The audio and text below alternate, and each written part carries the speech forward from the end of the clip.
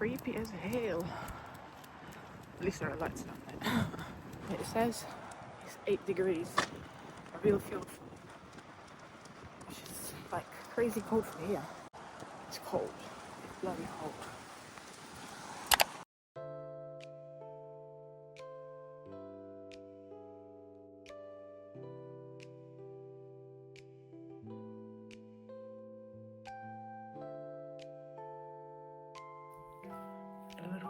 Wow, it's still kind of wet in places.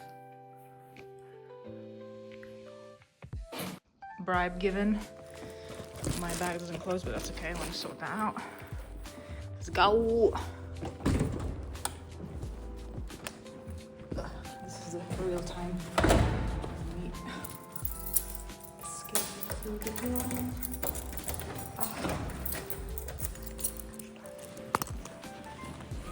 Look at this. Bloody hell, bloody hell. Let's go. Oh, double chin.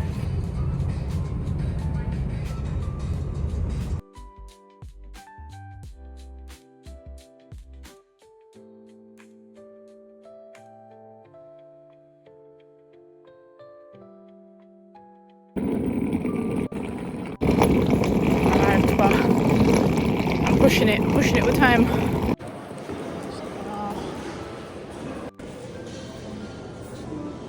I paid 70 euros to leave all my stuff as well. So amazing.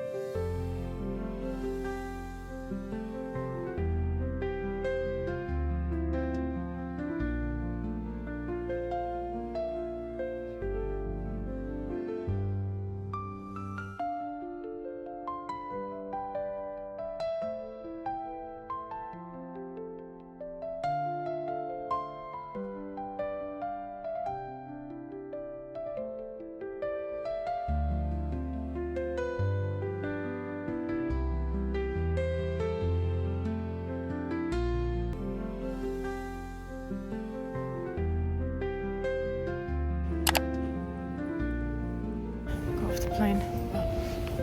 They said that my bag should be with the carousel with the rest of them, but I don't know because I had to take it in as a personal bag, and then I took it and put it in the hold anyway. So we'll see how that goes. The baggage claim too. I'm trying to be as slow as possible because I have 6 hours here. So I've got all the clothes and I found the charger. Plugs.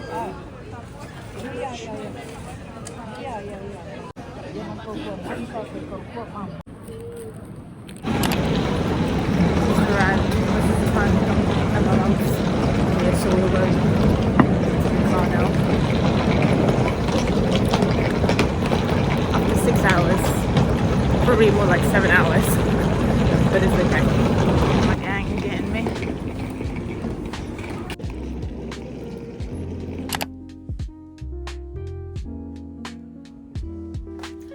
Hey guys, we come to my sister's house now. Just had supper, but I thought I'll check in with you guys and just basically explain to you what happened. And so I got to the check-in for the bags, and she was like, "Oh, the check-in's closed now." And we're like, "What?" And she's like, "Yeah, you literally missed it by 4 minutes." And we're like, "Oh my god, is there anything we can do? Like, pay extra or something?" She's like, "Well, let me call the guys that took the bags and stuff and see what they say."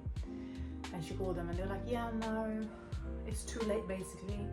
The only thing that you can do now is go through security and pay there for like the extra bag that you bring and just bring this in as a carry-on." And I thought, well, that's, you know, weird because it's like a 20-kilo bag. It's not like a small bag, but if that's the one she's saying, then it must be for like a special option to do.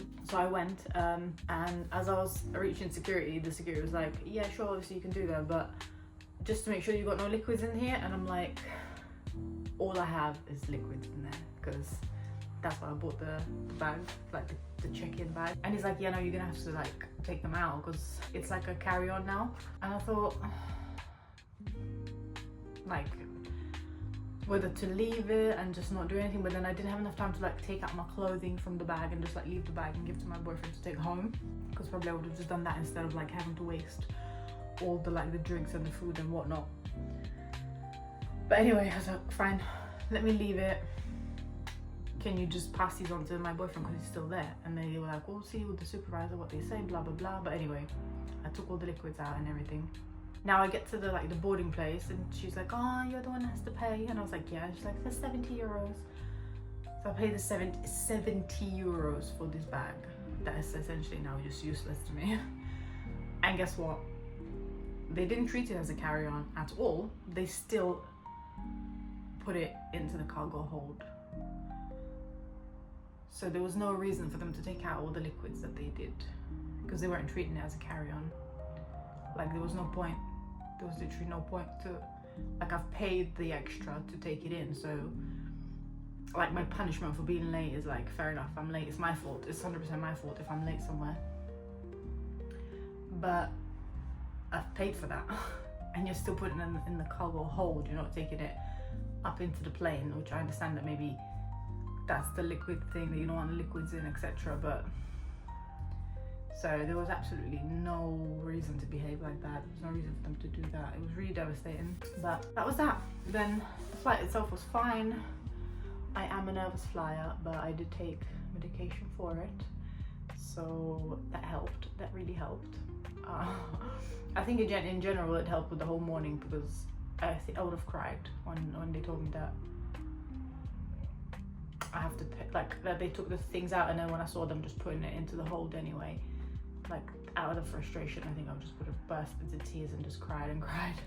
But the medication worked really well, and I wasn't able to cry. I just couldn't, nothing come out. But yeah, the flight was alright. And then I landed and I waited in Stansted from 11 until 6:50 roughly in the evening. So it wasn't as bad as I thought, to be honest. I found like a plug socket afterwards, found the bench. My bum hurts a lot. I'm not gonna lie to you. Like, if my ass was flat before, now it's extra flat, you know what I'm saying? But no, it's fine. I'm happy to be at my sister's, happy with my family and with my niece and nephew. So yeah, I just thought I'd check in and explain to you what happened, because obviously I wasn't able to do it there. I thought I was going to film more in Stansted, but it was so loud. Every time I tried to film, there was so many people around, like where the benches were, it was just like a constant flow of people. So every time I would try to film, there was always like people in the shot, and like, I don't, just not nice, you know? So I just didn't. But yeah, that's why I thought I'd sit down and explain to you. And yeah, thanks for going on this crazy ass failed flight. Well, no, not failed. We got there safely, so that's the most important thing, I guess. But definitely one of the most expensive Ryanair flights that I've been on. Hopefully on the way back it won't be none of these drams. Thanks for sticking with me this Vlogmas. I hope your week's going well, and I'll catch you next day.